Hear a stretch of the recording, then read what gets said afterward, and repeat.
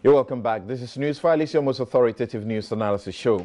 And quickly, let me summarize my take for you and subsequently share it on my Joy Online so that you can follow us.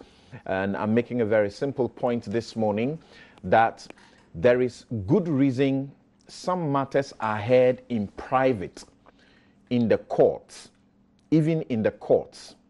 There's good reason, even in our own traditional setup, some matters are discussed in private and never brought into the public domain, even in the chief's palace. Now, our Courts Act, that's one of the laws of this country that guide the things we do. And I believe that it came out of our own traditional understanding of decency and human understanding of decency.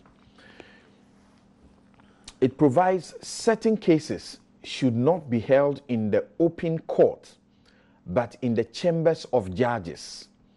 There is good reason for this, and the law says this ought to be done, quote, in the interest of defense, public morality, public safety, the welfare of persons under age of majority, or the protection of the private lives of persons concerned in the proceedings. There's good wisdom in doing this. Matters for national defense, for the defense of the state, very sensitive issues, public safety, public morality, the welfare of persons under age, that is children, under age of majority, children who are not 18 years, of course, that's what makes them children, and the protection of the private lives of persons concerned in the proceedings.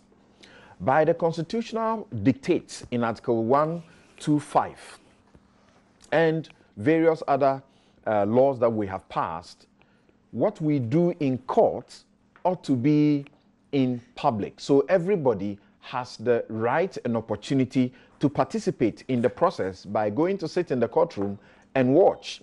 Or, even for some other matters, members of the public are brought into the court to assist the judges. We call it the jury and assessor system. That is public participation in the process. But we have decided collectively that we understand that we are human beings, so we respect decency and we respect the dignity of human beings.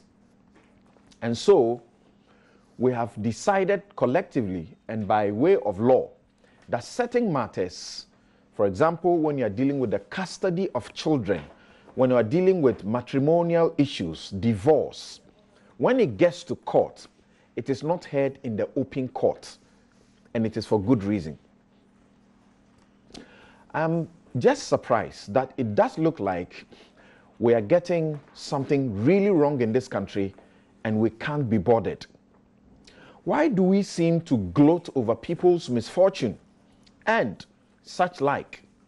The media is most guilty, but we are all guilty. And social media is making it even worse.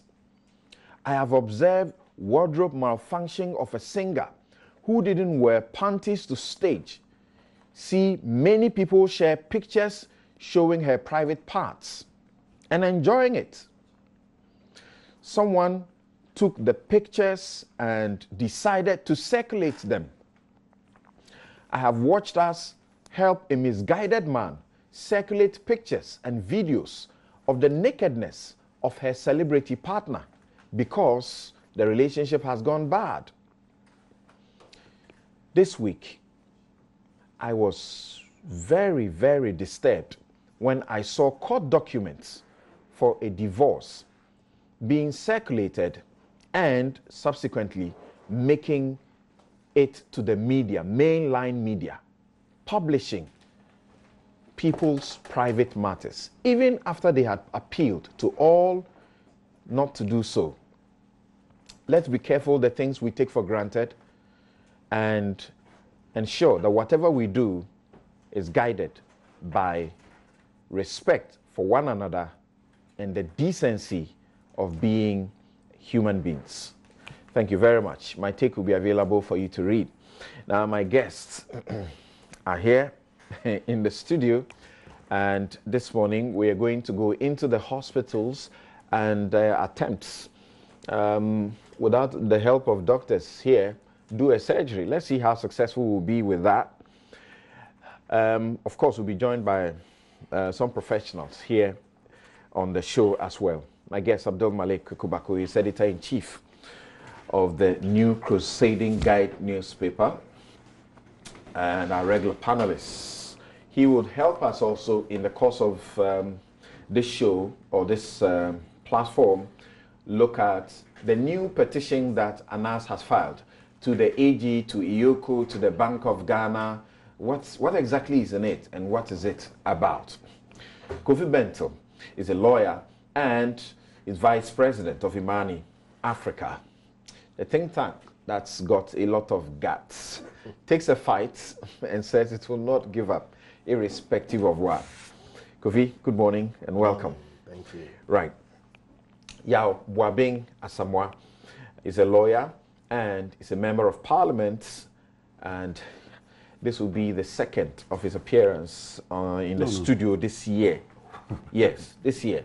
Second of his appearance. The first appearance he made here, we had to talk about matters that were a little, that had to do a bit concerning themselves in the House.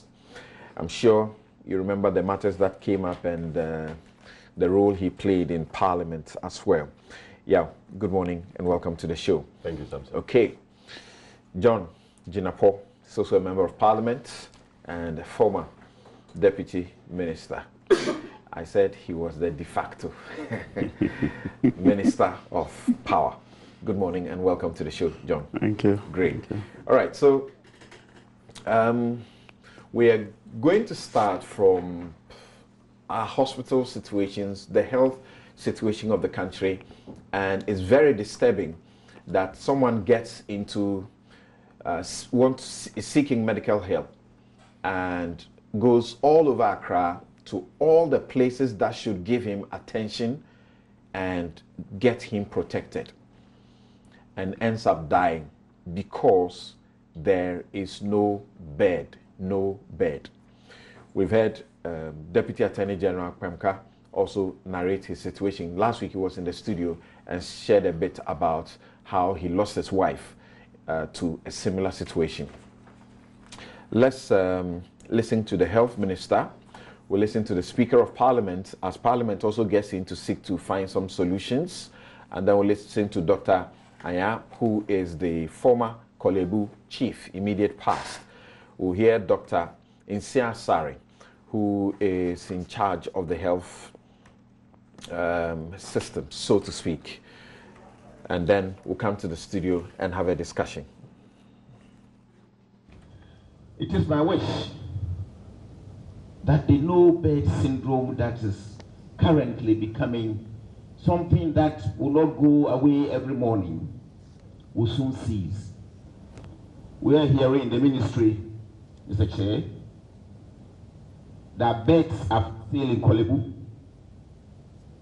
And when I got that information, I was thinking that we were short of beds and people were selling beds to people in Kolebu. Not knowing that it is the way we are describing the situation where when you put down money, you get a bed. We are investigating that.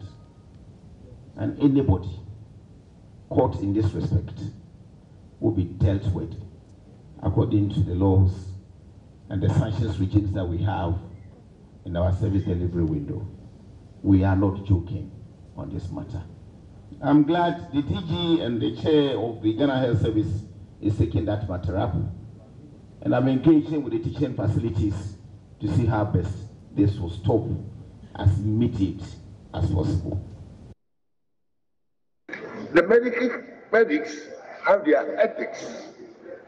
Fine, you will not expect a doctor or a nurse to refuse a patient and that. Nevertheless, as the lawyers and those who are from the legal angle who want to seriously analyze this, what law is that person breaking by telling our people no bed? specifically, if you won't start going round and round and finding some provision to charge a person. If that is so, then the law is not as adequate as we sometimes think. In other countries, I know they've specifically provided for such matters.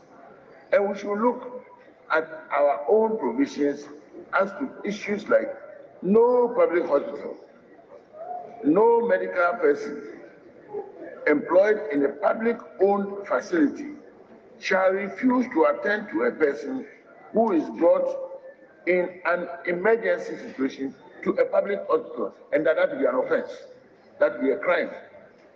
And in fact, it's very easy to associate that with manslaughter, the essence of which is negligence. Ghana Health Service, you are setting up committee. We are investigating the matter to ascertain whether the fault is from our health systems or the fault of the health workers.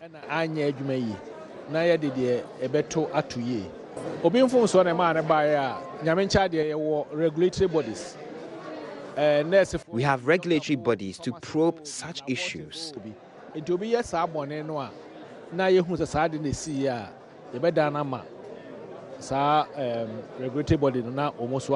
The Ghana Health Service has a disciplinary code to deal with any occurrences of this nature, and workers who will be found culpable will be dealt with according to the Code of Ethics.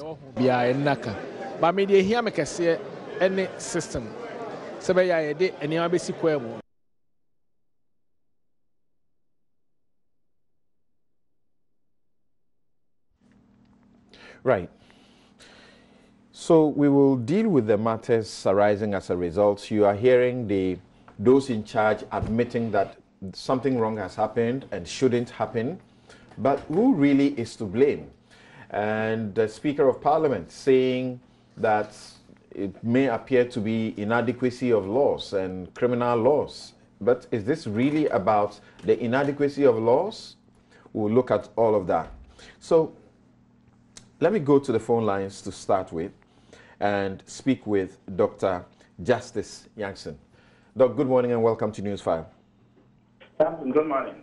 Great, thank you very much. Dr. Justice Jansen is the General Secretary of the Ghana Medical Association. Now, first of all, why at all will any health professional do what has happened?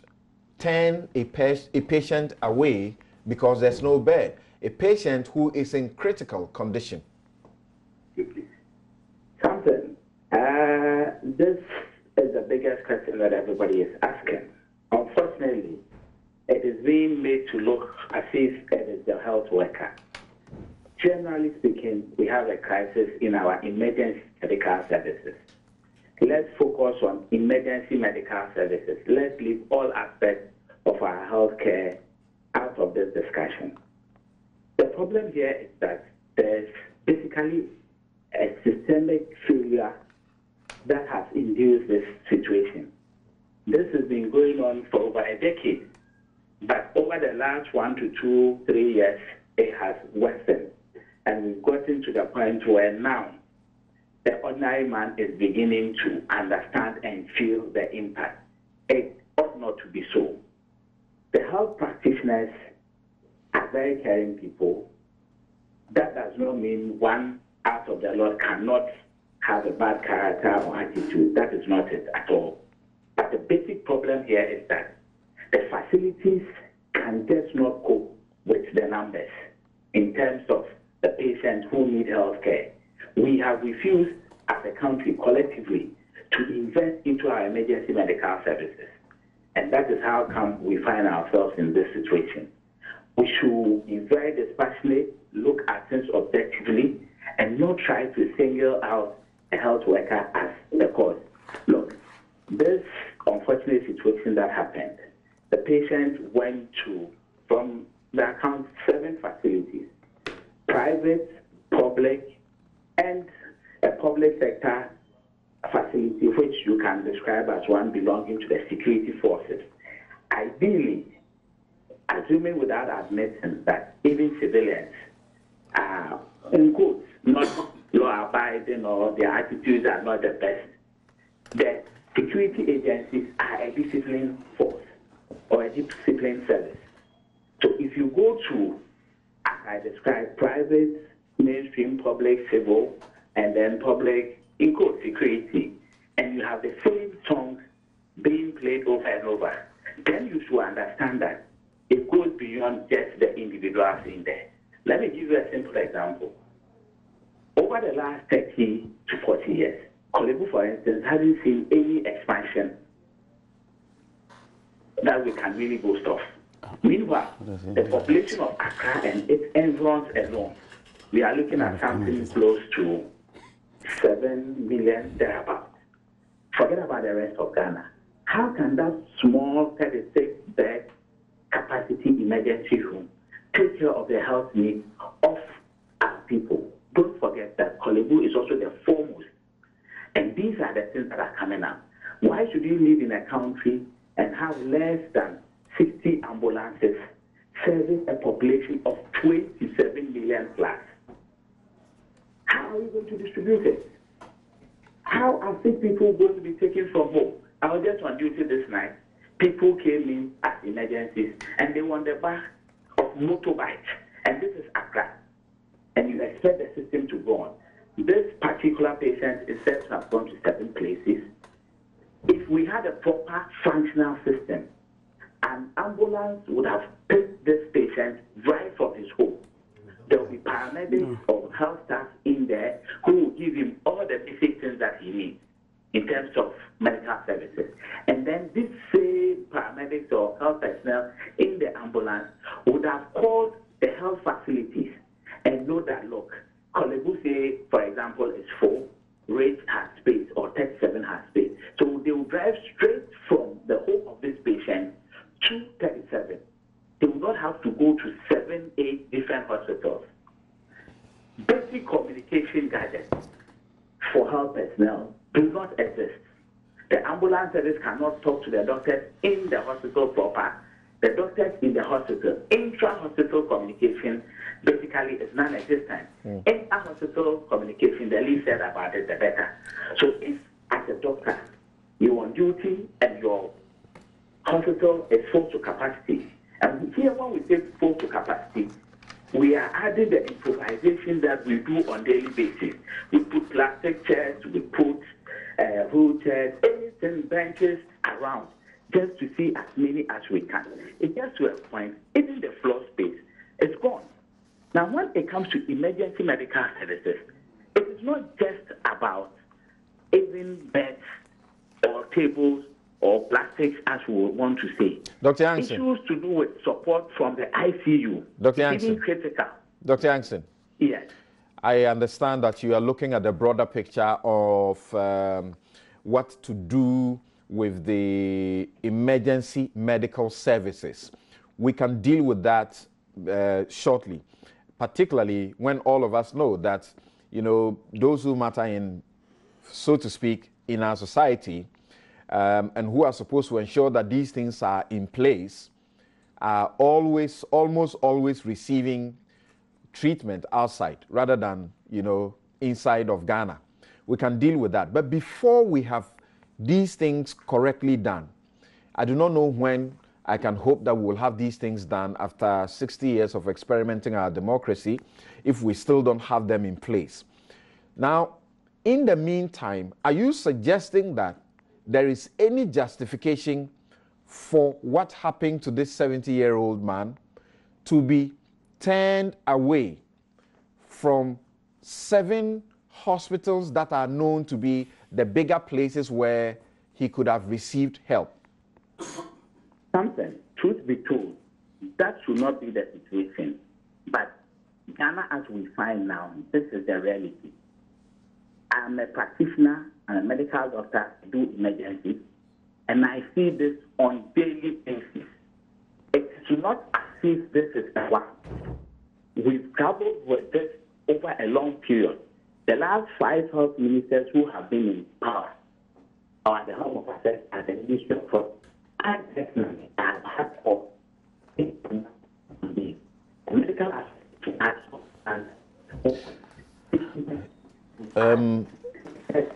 Dr.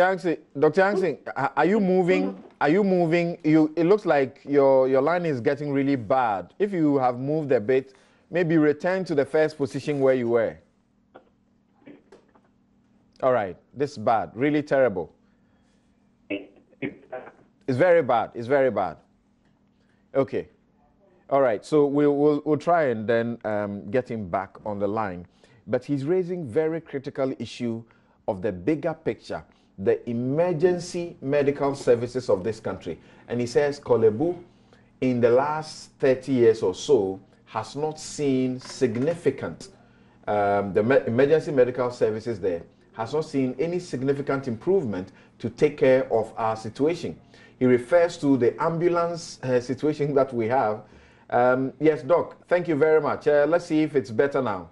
Yes, something really better. Great, it is. You see, we have heard from the director of the Ghana Health Service say that this ought not happen. There's protocol that ought to be followed. Whoever was the first to have even received this man ought to have ensured that the man was shepherded, would have been given the first aid, and then shepherded to the next hospital. Not simply say, we don't have bed, get out of this place. Okay. With all due respect, how are the professionals expected to shepherd patients when, one, they don't even have the basic tools to communicate with other hospitals? Two, where there are no ambulances to carry patients from Kolebu to outside Kolebu. He's right. How are we going to work? The doctor pick his room. Truth be told, the health professionals have done their best under all circumstances. Before they tell you that, look, you cannot get a place here, then what it means is that they've been stretched to their highest limit, together with all the improvisations that we'll have to do. The problem here is this. Emergency treatment is way different from regular routine treatment. You need to intervene quickly. Now, when you want to take on a patient, for example, who needs oxygen, and you have, let's say, 5 oxygen points, you've managed to improvise, and that 5 is now 7, 10. When you get 2 more, you have nowhere to put them. So since you might not be able to take somebody off at that particular moment because they are all very bad emergencies, especially in a place like Kolebu, you may have to pass the patient on to another facility. But the right thing would have been that there should be very quick and easy access to the other facilities such that the doctors can communicate, and then quickly the patient is sent there, and there are no problems. A good point, Doc. But we have sent this upside down. Dr. Yangsing, good result. Dr. Yangsing, the point you just made about how to ensure easy and smooth transfer to the next place. This man's family started searching for a hospital for him at 11 p.m. I agree with you. Traveling for about 46 kilometers in total across the 7 hospitals till he eventually died at 3:30 a.m. Each place they got to, we do not have any report that the health officials attempted to contact the next place so they could get them to go there. All they say is, we don't have a bed. They just have to drive themselves to the next place. This shouldn't be happening. Yes, something I agree. Simple phone call from one hospital to the other cannot happen between the health, institutions.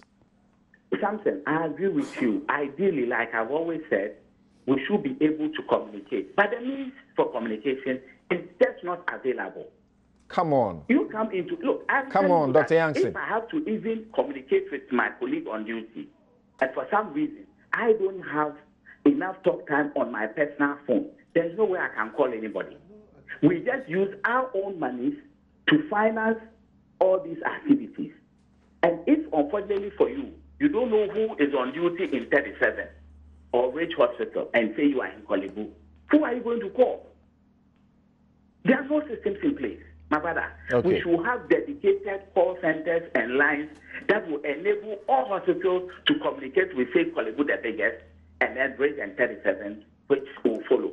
Do you sincerely think this should be the job of the government or the managers of these facilities who have failed us? As far as I'm concerned, the government appoints the managers, so together they should be held responsible for this.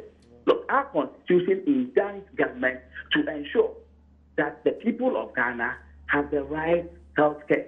It is in our constitution. So there's a constitutional duty on government.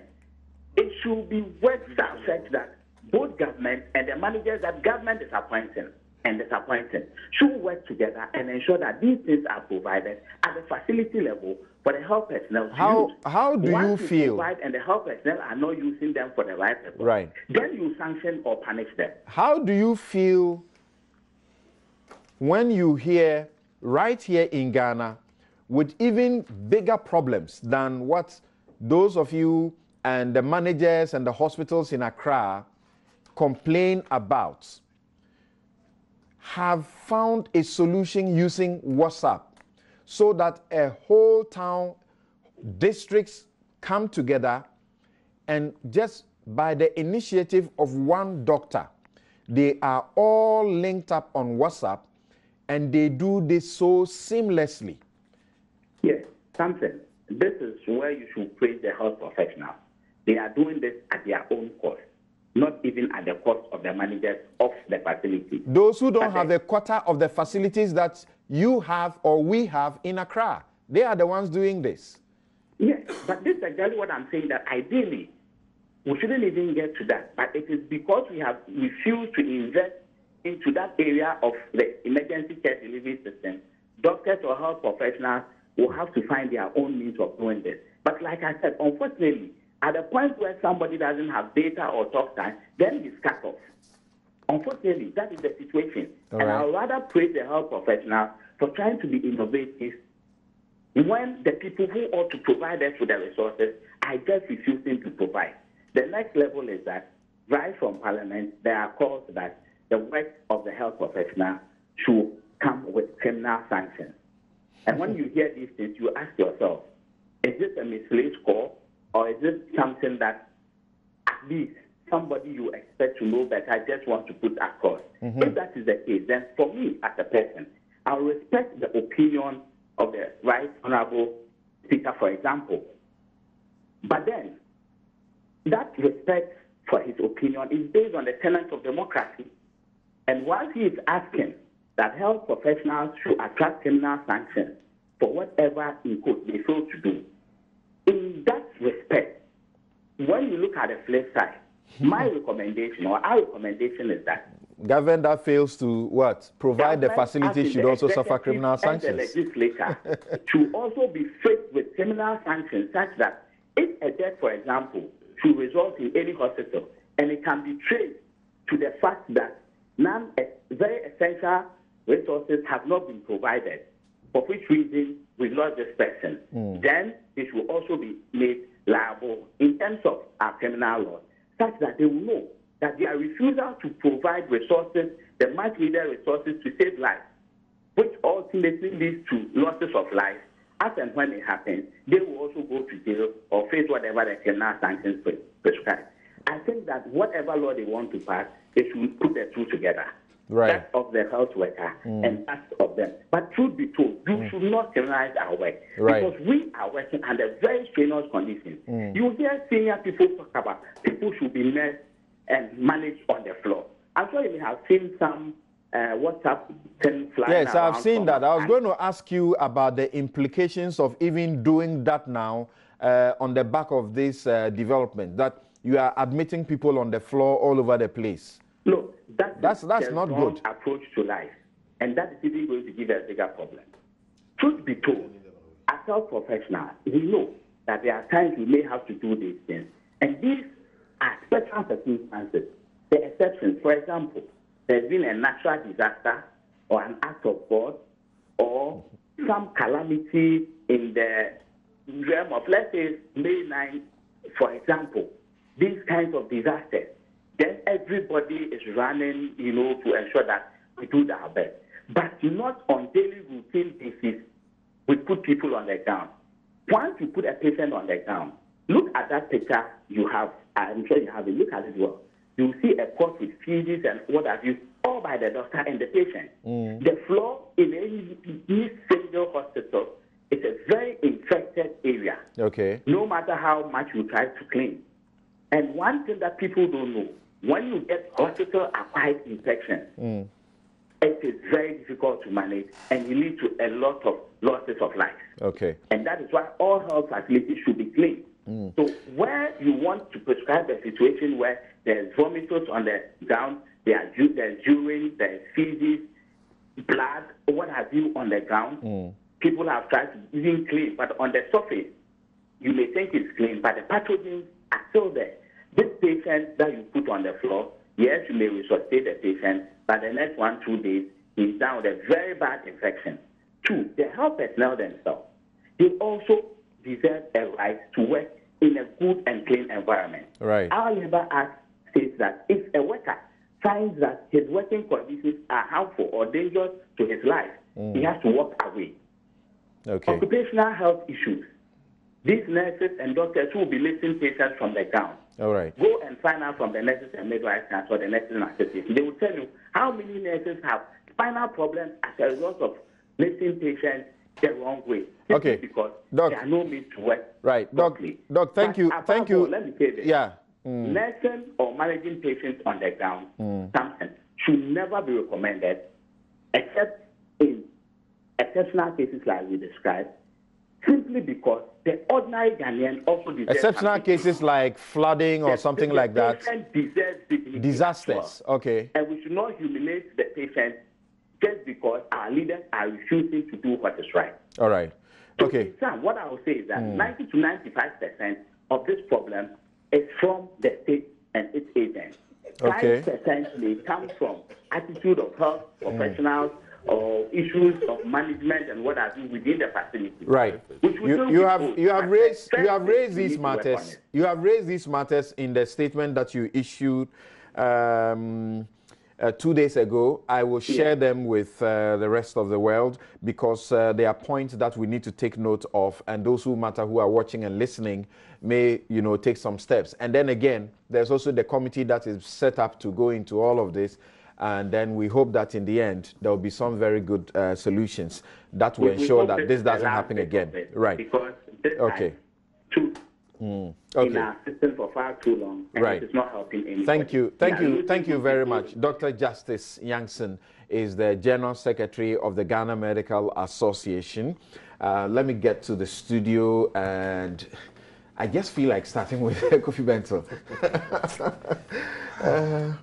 No, it's a serious issue. Oh, yeah. And the reason I laughed, and I need to explain because there are some of you who are not excited that we'll be dealing with serious matters, and I get to, laugh in the middle of it. And I respect that.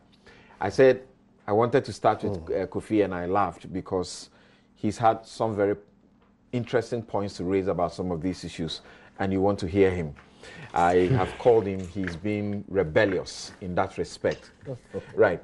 Now, Kofi, see, he's saying that for him, what we should focus on is the lack of improvement in the facilities, the emergency medical services that are non-existent or very poor, the Speaker of Parliament who has received his new car cash, and when he needs treatment will not go to Kolebu, will get out of this country.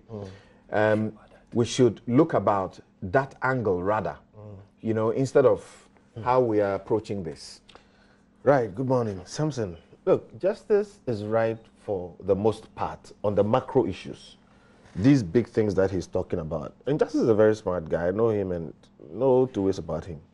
But we need to disaggregate this thing a bit more. And it's a difficult subject. I don't want to sound like I'm on the side of, the politicians or on the side of the doctors, because in fact the patients are also an issue here. But we have to disaggregate this and deal with it. This is the first thing that comes to my mind. We live in a country where the single largest budget item is in health. We spend millions of dollars in health. So to that extent, I can't fault the politicians much. They give the money. And you know how much effort goes into all that. Some of them we think are even, debatable. They've spent $1 billion in health infrastructure, and they are not opening them. All right? So those problems are there. But my dear friend Justice, when it comes to the micromanagement of a health facility, determining that there will be a phone system, determining that a doctor can connect to another doctor, determining that there will be a bed. Because Benqua told you the last time that there were beds in VIP. And all of us have friends and doctors in places. When we have problems, we go there. Our medical staff are desensitized. Okay, there's a lot, like you said, that I want to say about this. Look, people are treated in war zones. I'm not saying we should do that. But if I have to choose between being treated on the floor and dying, I want to be treated on the floor. He says that is not dignifying to the human being. Well, I'm going to die. Is that dignified? We should do that only in disaster situations. I agree with him, but so should I go home and die because country does that? No decent country should do that. But here's the point I'm making about the macro issues and the micro issues. And I'm saying, if you take the macro issues, are we spending enough money in health in this country? Yes, we are. Didn't we fire a Kolebu director or so some time back for buying himself $1 million cedis worth? Go and see how much waste is going on in Kolebu. And look, Samson, I don't know how to go about this without offending somebody, but the same doctors treat their private patients in places like Kolebu and collect money and pocket it. If they want to treat you, they will treat you. Look, I have so many doctor friends. I respect them. I hold them in great honor. I have a friend who I met and he told me he spent 3 days in the hospital, a doctor. Just as he's going out, a case will come in, he has to go back. Right. So I understand this. But what I'm trying to tell Justice Enko is that when it comes to these little things about how people are treated in hospitals, it is not the issue of the politician. It is about the hospital management and how desensitized health professionals are. Go and see how they treat people. And when they want to treat you well, they'll treat you well. I don't know if I'm doing justice to the issue, but I want to say that. I only feel that I should put a caveat to you quickly or a caution to you quickly so that we don't overgeneralize the matter. This is a difficult thing. I don't know. That's why, Right. But I'm saying, look, listen. It is more important to be resourceful than to have resources. And when I say that, what I mean is that you can do so much more with what you have. Do you know what some people, like you said, this WhatsApp thing, but when we say that again, then it seems as if we are putting all the burden on the medical staff. And I know what they go through. I'm simply saying there's a middle ground. We can get to the point where, with what we have been able to do, we will do better for our people, especially beyond the phones phones connecting to each other issue. He spoke about ambulance system. You know what I've said about ambulance system? Is he right or he's not? He's absolutely right. You can't have a decent country which has less than 100 ambulances for 29 million people and pass $22 million to go and buy cars for parliamentarians. The Office of Government Machinery is reputed to have 4,000 vehicles. So that is a no-no, and that's where justice is right. Okay, but listen, recently you had the case of this gentleman whose arm was cut off. Okay, what happened? They sewed back his arm in this country, and he's out there working. How did it work? It worked because this same system that justice is saying does not exist actually kicked in and worked. He went to one place, they didn't have the facility, they called the next place, they arranged an ambulance, they got things working. What it tells you is that it is possible. And this is why I'm saying that when it comes to the micro level, the granular level, at the hospital level, it is about the leadership at that local level. The leadership with the doctors, the leadership with the hospital staff. And it's not only doctors that run hospitals. They have staff behind them. And look, check the number of people working in our health system. So look, this is one of those things which we can say a lot about, but honestly, what should happen immediately? Because the director of health services, Dr. Nsiasari, is angry. You also heard the minister Koku Ajman Menu. He's also angry. They are all not happy about this. What should happen immediately beyond this forming committees, which we are tired of, really? So you see, I was going to go there. Immediately, what should happen is fact finding. That is equal to committee forming, but we are tired of it. I'll ask this question. Until you have a situation where there are consequences for bad behavior, we will not go anywhere. So the question is, what is the consequence? What will happen to people who are found not to have done the right thing? These same people they work in public hospitals and they finish and go work in private hospitals. And just by switching, their attitudes change. So yes, let's find the facts. Supervision, right?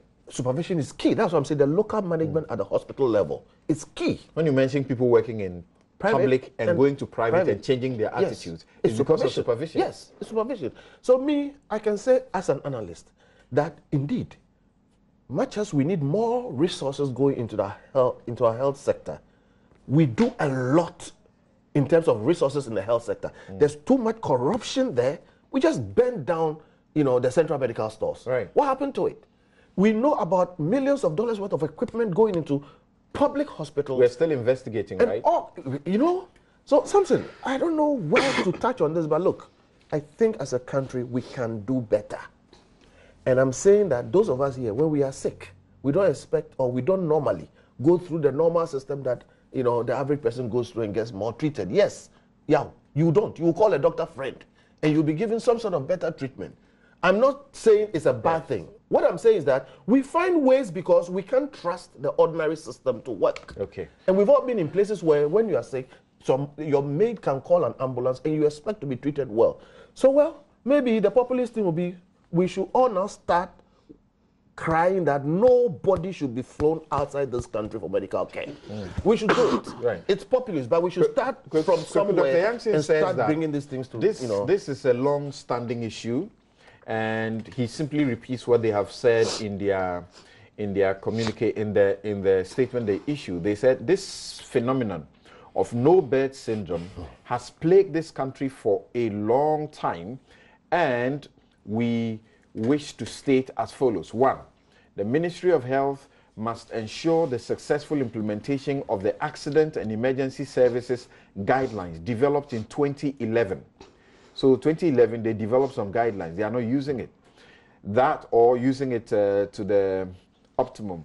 That the no birth syndrome is a constellation of both largely systematic and, in some occasions, individual factors. He says it's a crisis situation. Interesting. You know what? I go back to some 37 years ago. Somebody, in justifying and rationalizing an unconstitutional truncation of our political system, referred to Kolebu as a graveyard. Not that he was wrong in terms of the state of Kolebu. Our medical facilities then were virtually in shambles. But it was projected as an excuse for that illegal conduct. It played on the keyboards of people's emotions, and everybody said, true. This country, after many years of independence, had not done well for itself relative to our health delivery system. 37 years down the line, 25 years of constitutional sustainability, in terms of our governance system. Here we are, back here, still examining the same problem. We're a failure. Abject failure. It's pathetic. I do not have the requisite professional or technical competence to prescribe a solution. Obvious, I don't qualify. But I feel it. I feel the pain. Here we are, a 70-year-old man. He's gone to 7 medical facilities and he's told no bed. So he dies. One life. You can't quantify it in any terms. He dies. I'm sure many more are happening all over the place, except they are unreported. That's true. So there are a lot of grief in many families across the length and breadth of this nation. But we have entrusted power and authority to various people. I'm not talking just political establishment. Leadership goes beyond just the political establishment. We've set up institutions. We are paying people. We've written nice books and projects, prescriptions all over. You have been told, it says what? Implementation of Accident and Emergency Services Guidelines developed in 2011. We may have to do a checklist. To what extent have they even attempted to do something about that? And who were those supposed to be implementing it? There are people who have been assigned that responsibility of implementation. And since then, they've been receiving their salaries and things. We've got to check. You see, so whilst we do a general overview and a comprehensive analysis of the problem and the challenges, we should also be going to the sub, check who and who is doing what and not doing what relative to their conditions of, is it employment and things. Right. But right now I'm here, I'm going to lament. Lamentation is no substitute for solutions. You have done more than lamentation, please. Really? Yes, you just referred to something very critical that we may not have paid attention to. Go check who has been responsible for implementing, and if we find that they have not been doing their work, as it appears it is, then somebody will also have to answer. The Speaker of Parliament suggests it is a matter of inadequacy of laws. Well, if you make an absolute out of that, you'll be inviting us into the realm of absurdity. That is if you make an absolute out of that. Not that it is not of importance. It may be important. I haven't checked the legal regime, so I'm unable at It was this a material. criminalization of a medical person refusing to attend to a patient on the basis of no bed. If we can prove, the lawyer says your law is already, I don't know. Already there. I'm completely ignorant on those things. But if we can prove that this particular fatality was due to an individual's negligence of duty, then that's a different matter. You see? Right. So, but there's out there the global challenge, obviously. We've been toothing our achievements, we've built hospitals here and there, we've done this, there and there, and sometimes we go into the partisan mode by comparative analysis. I've done more than you've done. But you see, it's clearly insufficient. In spite of all what we've done as a nation and previous administrations have done, it is this challenge shows that perhaps we haven't done enough. Not that we have done nothing at all. And Dr. Yancey says, beyond the general, we should look at the specific. Agree. The emergency medical services. If you read this, their statement, it's fantastic. And I ask myself, but so why? We're a nation. Sam Jonah one time said, we're a nation of talkatives. We do nothing. We do less than we talk. You see, and it's looking that way because this document, this thing I'm reading here, if all the concerns of the doctor, this is the Ghana Medical Association statement dated June 14, 2018. This should be about 80% of the solution. If we have been that committed to it and operationalized most of it. But you see, you've invited, I'm sitting here, I'm not an expert, I do not understand it. I'm only an angry citizen relative to the challenge that you've invited us to interrogate right now. Step by step, the general challenge, we should look at it and see where we've been falling short, resolve those things, but individually too, please, let's go back to a checklist. Find who has halted this thing. I agree.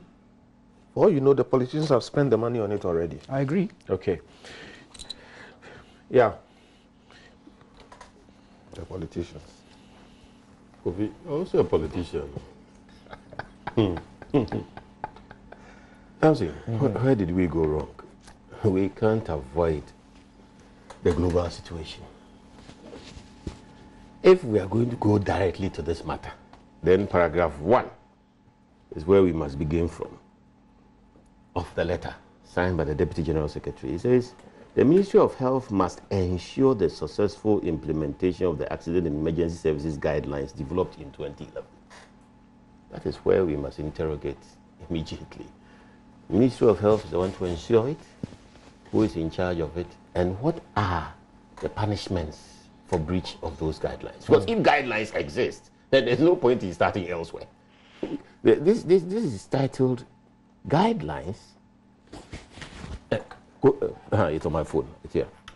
Guidelines, Accident and Emergency Services. It's very specific and clear. So it means that there is some sort of standard operating procedures. The standard operating procedures must be enforceable and must have punishments for breach. So who is enforcing them and who has breached them? The fact-finding committee set up by the Ghana Health Service should zero in there quickly. Okay. And in the particular case of this matter, we should then have a solution. But then it is too situated in the global. Something we can't avoid the global. And the letter, when I read this letter, honestly, yes. It's a press statement they issued, yeah. Yes, it's a press statement. But it is so classic of the governance system we have. Repudiate responsibility, repudiate accountability, and hide behind lack of money and equipment. But Kofi just said it. Really, is it about the quality of investments or the quantum of investments? Is it about incremental growth or sudden growth? In this country, nobody seems to enforce anything against anybody. Everybody accepts excuses from everybody else. What is happening to us? And it's not just about politicians. Yes, politicians must lead, but everybody in the line of duty must also hold their front. When generals send people to war as leaders of the army, there are corporals who stand in the trenches and shoot. If the corporals run, the generals will fail. But if the generals also don't die, the corporals will. Of course, the corporals will lose their lives and they may be entitled to run. It's a collective responsibility, but we seem to have a community of interest in self-dealing, which leads to the corruption. Everybody who has access to a connection is comfortable as long as they are getting what they think is their fair share of the connection. And they start screaming as soon as it goes bad against them. You're talking about monies. Go to Kolebu. You have a 36-bed accident center. Imagine the amount of money that has passed through Kolebu over the years. On Thursday, I was in Parliament when a constituent brought me an invoice for 11,000 cedis to come and pay for a corpse. Lost a wife and one of a twin child. Wife having twins. Lost one alive, lost a wife. And he's been given a bill for 11,000 cedis, which he brought to me to go pay. Imagine the kinds of monies that are being generated internally. Imagine the quality of the investments those monies are being used for. And we heard here, the Broha several years ago about vehicles purchased by the board. Before then, Broha about procurements, the cost of cotton. Go and find out the cost of cotton, the rate at which cotton is being procured, or length and basic. But do you know how much of the IGF they keep? I read a lot about the health sector tonight. Because there are issues, and the Judicial Service, for example, is also now asking that the IGF should be giving up to 80-90% of it. If we don't use, the other day I remarked that public policy is generated by sometimes individual incidents like this. If we at some point don't sit up in this country and say that I will not tolerate it, and therefore I will not allow you to do it, we will keep sliding. Because after 60 years, what we had before at independence is even destroyed. But even if we're still using the telephone that we want and maintaining it, we should have other means of communication. Koku just reminded us that on the basis of this, you know, there was a coup. This was a reason to stage a coup. After the coup, where are we? Before the coup, there was a time when we had cash and carry. And after the coup, we still had cash and carry to some point, where people were even received in. They were not turned away. They were received, but they watched them bleed to death because they couldn't pay. People who were in an emergency situation, bleeding to death. What do you expect to happen and immediately? I don't know what you have to say about what the speaker said. You must have been in the House, and I suppose most of you made statements about it. But what is it? Just passing laws? The Parliament was really overwrought with this matter, particularly when you had MPs speaking who have had personal experiences of this. Right. And in MPs, including the Deputy Attorney General, he went to 5 different hospitals. Somehow, the very last hospital, where he was told there's no bed, he had the opportunity of speaking to the person in charge, the medical director. And when he went in, like Kofi Bento reminds us, he found there were how many? 6 beds, or in the VIP area. Free, empty. Yes. It happened. Really? Yes. But by the time the wife was taken care of to get in there, if you have money, we'll get a bed for you. So the statement, I think paragraph. Look at this. Paragraph. But use that one. Yes. Just tell me which paragraph you want to refer to. There's one paragraph 5 or 3 where it talks about paragraph 2. Paragraph 2, yes. It says that this is the the low bed syndrome is a constellation of both largely systemic and, in some occasions, individual factors. It acknowledges that some individual doctors actually will be negligent. Yeah, individual factors, they add this, point 4. Some of the individual factors include poor attitudes of health personnel and frustrations of the ill-motivated and understaffed health workers. So this is where I believe Speaker was zeroing in, that given a situation, if one could prove that a specific individual had negligently mismanaged themselves in the line of duty, then he believed that we ought to look at the existing laws and find out whether we have a specific rule. But he should know that this is already catered for by law, by the law of thoughts. The law of thoughts and all that. But like I'm saying, on the day, we really were overwrought because the MP who sponsored the statement, who made the initial statement, is a practitioner who supports LECMA voluntarily. Right. And the old man finally died outside LECMA in his car. So just by the following morning, the Honorable Dr. Okoboy? Yes, right. had a statement on the floor. And when others contributed their personal experiences, the Speaker had no choice but to say, go look at this critically and carefully. And obviously from his legal thinking, he would have zeroed in on the negligence aspect, because somebody just tell you, no bed. But Dr. Yankson also gave a certain angle. If the Speaker is looking at criminalization, then we're going to criminalize the states, the government, the executive. Because where you fail to make provision where you ought to, where there's supposed to be particular funds are earmarked for hospital or some buildings somewhere, and sometimes it doesn't happen. Yes, but that is where we have to look at the global view. Because when he said 95% of the problem is with the government, and the government's key issue is to provide resources, is he saying that all this boils down to resources? Because we also know that resources are most of the time misused, not appropriately, and all that.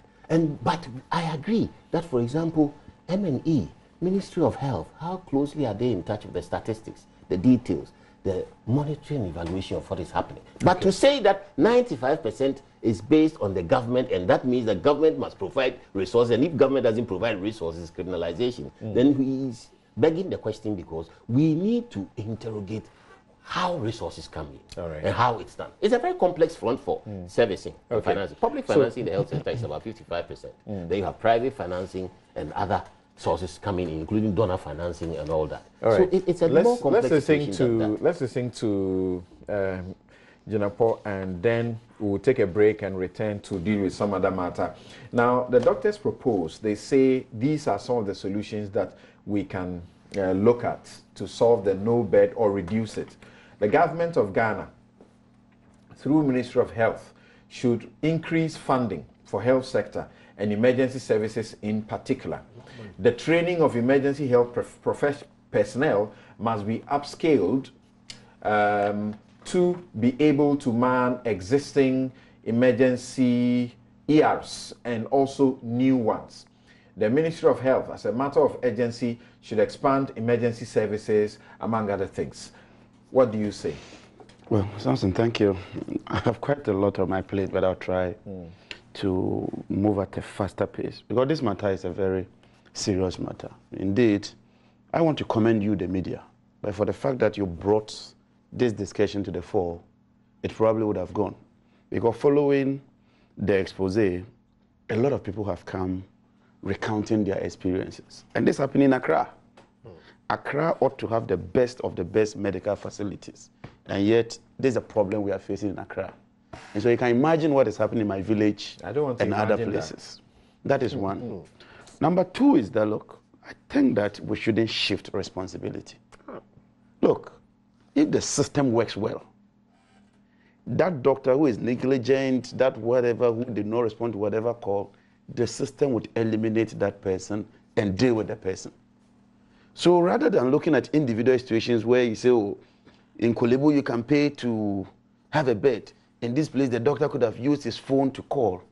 Let's rather ask ourselves, what system are we operating? And is the system functioning or not? You have traveled. all of us have traveled. In some jurisdiction, if you have that situation where the man started vomiting, one, you know the number to call. If you were to ask all of us, what emergency number do we call in terms of emergency? Probably wouldn't know. I went to the net, tried to check, and I saw like 6 different numbers.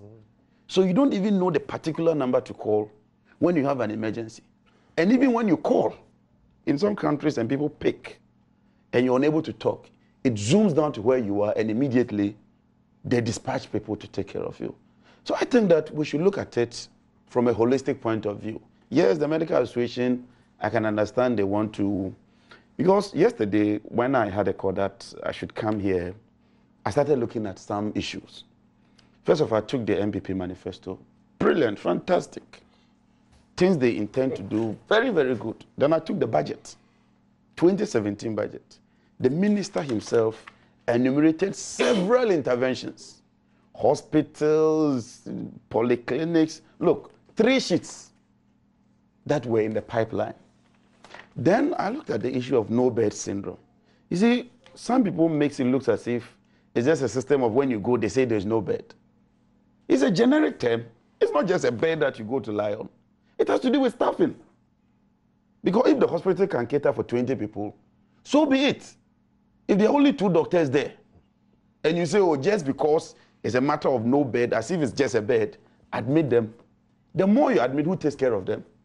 Assuming you admitted the person, and the person needed oxygen, and the oxygen in that facility are only 2, and the 2 people are on the oxygen. How do you deal with it? And so let's not just blame doctors as if the doctors do not want to do it. Yes, there may be some bad nuts, but let's look at the issue.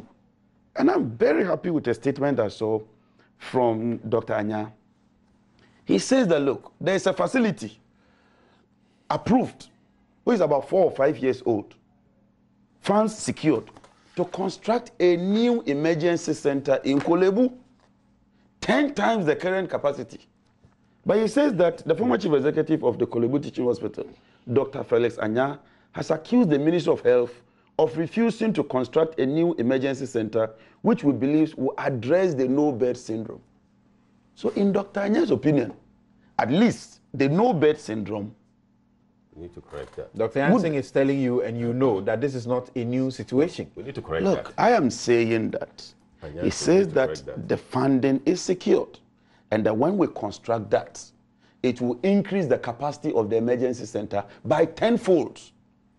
It then means that new doctors will be employed. It means that new equipment will be there. And it means that it's going to help. Now, I looked at the budget, Appendix 4A of the budget. We spent 2.117 billion on compensation at the Ministry of Health alone. That's the amount we spent. Then goods and services. This is the 2017 budget. We budgeted for 356 million for goods and services. Do you know how much we budgeted for capital expenditure? That's the infrastructure. 56 million. 56 million. The total budget for the Ministry of Health was 4.22 billion, out of which we're spending 1.3% on infrastructure and capital expenditure. Just paying people. That should tell you there's a problem. You're spending 4.2 billion and you're spending only 1.3 on infrastructure and capital expenditure. You're going to have a major problem. It means that there's some misalignment. The system cannot hold. I'm drawing your attention so that we don't behave as if this is just a new problem. It's a trend. Way off. Right. Let me I have some points to make. Okay. Let me make this point. Look, in 2016, the total budget for the ministry was 4.8 billion. 2017, the budget appropriation increased from 50 billion to 64 billion, an 18% increase. Yet, the amount we spend on health, and that's why I sought to disagree when we said the money is being provided, reduced by 12%. So whilst we are increasing the budget in terms of the total figure, we are reducing the amount we allocate for the health sector. Do we get to disburse all that is allocated? Look, budgets. Because we know some of the times that's the problem. we budget big, but in the end, they don't even get up to half of the budget. I have done the analysis in terms of the outturns. Okay. And when I go to the outturns, it's even worse. So I am saying that year on year, it would appear that we are retrogressing in terms of how much we commit to healthcare. Nigeria has a doctor to patient population. The ratio is 1 to 6,000. Ghana is 1 to 8,000. No, we are more than that. We're almost 1 to... no, I'm quoting from the budget. That's the minister's statement, not my statement. Okay. The minister admits that we have 110,000 staff in terms of the health work. That's at 2013. And then stated that we intended employing 8,400. I have checked what we're able to do. And so I think that, look, rather than looking at individual hospitals and this doctor did not do this, we as policy makers, as politicians, as parliamentarians, as ministers, we must begin to question ourselves what we are doing. Rather than questioning doctors, it's when we question ourselves and solve some of these problems, then we can begin to tell the doctors that, look, we are providing the necessary equipment for you. We are providing the necessary resources for you. We expect you to deliver. Look, ambulances. I read what the Dr. Zachariah said. Out of the about 200 ambulances purchased in 2012, today less than 60 of them are operational. So it means that we, the policymakers, we have failed. You don't fix ambulances. How are we? Look, You don't repair ambulances. you are getting it wrong. No. If you buy ambulances in 2012, 2013, 2014, 2015, 2016, 2017, and you talk about repairs, 7 years, no replenishment, So and you want to blame them? No, You if it's think that it's not investment, necessary fine. to provide ambulances for them? I don't mean to cut So you. please, don't shift the blame to the doctors. The way 7-year-old you are vehicles. going, the way you are going in trying to focus on the NPP as NPP having failed the health sector. Who has said It's NPP? totally- You that is- want- that is the you approach want- are you taking, want to and that do is totally that. wrong. This business about Dr. Anya, I have read the story. The facility was put together in 2002, 55 million. Government was supposed to provide $6 million counterpart funding. That money didn't come till we left government in 2008. From the story I have, the Honorable Minister, Shariaiti, pursued it till the then Minister, Tepe, said he didn't have money for it. The proposer then said that it should be broken down into 3 for government to provide 2 million and other stakeholders to provide the other 4 million. It didn't happen. So Can I finish? No, what you are saying is not fair to the government because this is a situation that we are looking at can I globally. finish? To say that the NPP government has failed because Have I said so? that is what you are trying to No, imply. I said so, Because you are focusing on the 2017 budget. Can I you make are my focusing point? on the 2017 budget. You decided to 2017 focus on the which doctors. Is not fair. Okay. I am focused. Thank you. Can I make No, my point? it is I not think it's fair. important It is not fair. that I finish It is this. not fair. Right. Can I wind up? We Thank believe that this is a global situation. It's a larger situation than the 2017 budget. Look. It clearly is a larger situation than the 2017 budget. Is it? You Okay. cannot focus on the All right. 2017 So when budget. we were talking about the doctor-patient situation, then I wanted to remind you of this. That actually, I was trying to get you the figures. The UN figures are that we have 1 doctor to 9,403. Is it? Yeah, 9,043. Look, 9,043. Listen And then to we it. have one nurse When? to 10,095. What's the reference? What's the reference This here? is a UN data. The reference here is important. Look, This is the current one. This is the I'm current referring figure. to the 2017 budget, paragraph 661, where the minister says that currently the doctor population ratio is 1 doctor to 8,865 people, whilst the nurse population ratio is 1 nurse to 725 people. This is from the Ministry So we've of improved Health. it. You understand? This is from the ministry. The 2013 report He's has referring 1 to 12,000. 2016. You want to do politics with I'm what I'm just pointing out to discussing. you that the This is ministry, reference to the ministry's 2016. figure Let seems me to get to understate this. it by about 1,000. No problem, no problem. I agree. Yes. Look, Okay. you talked about to zero IGF. in on the 2017 budget and focus on it as the entire problem in the health sector vis-a-vis. Can I make my point? It's not fair. It's wrong. Quickly do, and let me share some views with you before we take a break. It's wrong. A number of doctors are 37 years contributing, ago, and I need to share what they are sharing with us. Look, very, very disturbing stories. It's a global situation. Okay, so let's hear you. Finish up. Whether it's global or localized, I am saying that the solution lies with policymakers. Okay. And that when we do the right thing, you were moving to the IGF issue. IGF. I mean, I choose to do my analysis. Proceed. Don't be distracted. Go ahead. Yeah. Look, IGF in 2016, Ministry of Health, 1.3 billion. And look, they depend a lot on the IGF. Because as you said, most of these subventions and the allocations do not get released. In fact, if you go and do the budget outings over the years, sometimes as low as 30%, 20% is released. And even when you do the analysis properly, most of the budgetary support comes from donor partners. And I have the figures. If you look at how much, we expect 780,875,777 from our development partners alone. So they depend a lot on the IGF. The IGF is reduced from 1.3 billion to 900 million. That is disturbing. And when we raise these issues, you say that we're doing MPP politics. Yes, you are. Yes, you the are. viewers and the listeners are listening to us. Years ago. Whether this makes sense what reasons or not. have been given for the reduction? Because they decided to cap it. Which was necessary. I'm saying that because you cap it, it's reduced from 1.3 to 900. We can engage in whether capping is necessary or not. We could also engage on the quality of the investments of those IGF. Okay, Can I make my thank point? you. Yeah. Thank you. I think that this will not help you. Finish up in a minute. It won't help. You understand? Finish up in a minute. Now- So I mean, let's look forward. Yes. Yes. So looking for, I think that, look, we must make proper budgetary provision for the health sector. Because a sick nation cannot make any progress. Right. I think that we must take steps to increase the monies we allocate to them. Right. Look, the emergency service, they have 60 vehicles that are motorable for a population of about 30. And when I read the document, it says that they require a minimum of 500.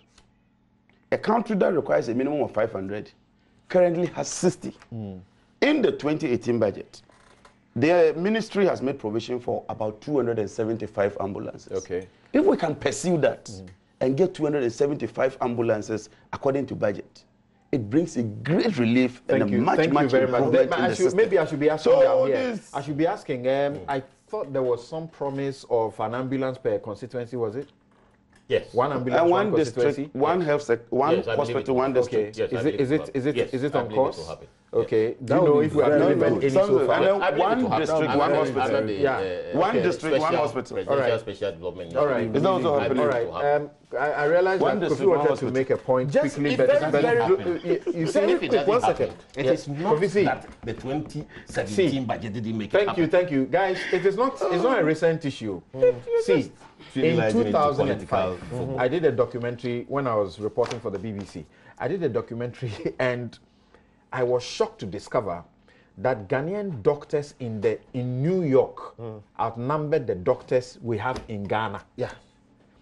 I went to Kintampo. There was one doctor, Dr. Nabari Clement also, I think. He was responsible for the entire place, and he almost had no chance to sleep. I know. He couldn't. I mean, this is the situation we are talking about. That's what I want to comment on. So the doctors, Very quickly. the doctors, they use their own phones. Yes. And sometimes we have heard about where they use phones for surgeries. Yes. And You know? sometimes they pay for medication. So they do their bit. Yes, but listen, we can't be a country that is restricting people who want to serve here. This country will charge you $1,700 at least if you're a qualified doctor before you can practice here, apart from the frustrations you face. Today we have nurses in this country crying and striking because they say there is no work and people are dying. Wait, as we speak, we have spent $1 billion building brick and mortar hospitals and we've shut them. So this is the kind of situation we have. And in New York, one district alone, they have more Ghanaian doctors than we have all in the whole country. And look, I have friends who are doctors who say we would be happy to come. There are people who say they were bringing medical stuff and that kind of thing. They were locked up in the harbor. We frustrate people in this country. lecturers, doctors, other professionals. Those are the governance issues. Well, yes. Look, there was a time in this country when we used to use the word brain drain. We were using the word brain drain. You should be telling us what you are doing. You're not lamenting with us. But now we are going to lament with us. brain drain has charged people. This idea where government officials come to lament with us. Today we are doing it. Today people are having to pay $1,000 before they Thank you, gentlemen. Thank you, gentlemen. Thank you, gentlemen. Kuku, do you want to say anything? Your interest is lamenting and blaming doctors. That's your interest. Kuku, do you have something you want to say? Thank you, gentlemen. Gentlemen, thank you very much. Thank you very much. Yes, Kuku. Yes, that's your interest. Sorry. You think that's the solution? John and Yao, sorry. You think that's the solution? I know you guys to be gentlemen. Thank you. Precisely why we don't solve any problem in this country. We only recycle the challenges. That's exactly what we are having. Because we go your way. But there's something I found quite intriguing. The Dr. Anyan's thing. Right. I don't know how to put it. You need to be very careful. What prompts it? Yeah, you need to be very careful. Is it because he lost his job? I would wish to find out if there's any trend of correspondence between him and the authorities relative to that issue he was raising when he was in office. The committee should go and find out why that thing has stopped. That is These are the things you need to know. Because he's out, that he's beginning to talk about it. He was in charge. What did he do? That's what I'm saying. Exactly. I agree with you. I wish I could see a trail of communication. Thank you. Let me share some of your messages. Go to your conference and tell them. And then I'll take a break. We'll return to deal with Anas and the new matters that are coming up, and then we'll take a break again and have a reconstituted panel to look at the other matters that are coming up. And thank you, Kwame Esiedu Sapong. He pointed me some time ago to the figures I just shared with you, and he just sent me a message again to confirm them, that the doctor to patient ratio, which is one doctor to 9,043, and then one nurse to 9,059 is the 2018 figure. So we are retrogressing. Okay, he's a pharmacist, so he wants to be sure that pharmacists are captured. We have one pharmacist to 13,504. One pharmacist to 13,504. Fantastic. This is very, very difficult. Now, let me share your messages so we end this segment. Ni Anan in Esumang, Ni Anan Esumang in London says that, how come if you happen to know someone in high place in Kolebu, you could get a bed, even if there was no bed? It's a difficult situation. It's a difficult situation. And you see, I was there recently, and there apparently was no bed. Apparently was no bed. It took one doctor to get in there to check out and found out there was a place for me, for my son. Thank you. Anyway, Eja Adam says, to get a bed for your patient at Kolebu for admission, you need someone there to lobby for you. They sometimes reject the sick to tell you there are no beds, only for you to send your patient to their private hospitals, even if they prescribe a lab test and x-ray for you. They direct where you should go and do it, while Kolebu can't do those tests and x-rays. Akwesi Obeng in Ejuso Bisase says, what happened to the 70-year-old man was unfortunate, but this happens almost every day. We should find a lasting solution to the problem. Sofo Yamusa in Kumbungu says that the experience in Ghana's hospitals is mind-boggling. Apart from the general problems that bedeviled our hospitals, some health personnel are insensitive. Efo Newton send this from Mankraso, that the problem is not about beds, but rather enough space for the beds. The government must, as a matter of urgency, open the University of Ghana Medical Center and stop playing the unnecessary political mantra on human lives. Ibrahim Kopa in Tamale says, fundamentally, there are problems in our health delivery systems in the country, which ought to be giving the needed attention by government. And I'll share just a couple also here with you from some of my doctor friends. Of course, I'll not identify them because they don't want that.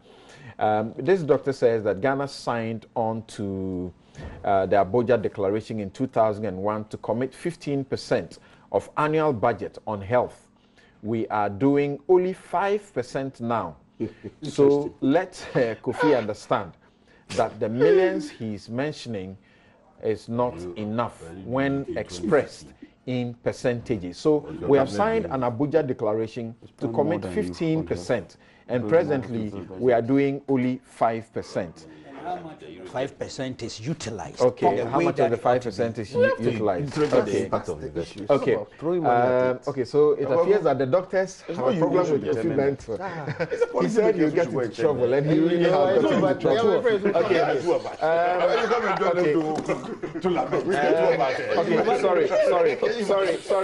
sorry. Just one more on the doctors taking Kofi Bento on. One doctor simply says, you should shut up. My people. You should shut up, rather than hide behind this fact and talk about the medical doctors and all of that. Which doctors treat the patients and pocket the money here in Kolebu? It doesn't happen, of course. No. He says, let him find out whether the hand that was even realigned, the microscope, that hand that was cut off, that was done, was used, whether it belonged to the hospital. So the machines, the facilities that were used to get that hand fixed doesn't belong to the hospital. And we can't afford them with all the money we are spending. We are breaking our backs, I'm not blaming that, killing ourselves just to save these same patients. The country has failed to save them. Does he know how much of our meager salaries go into patients' care? I rest my case.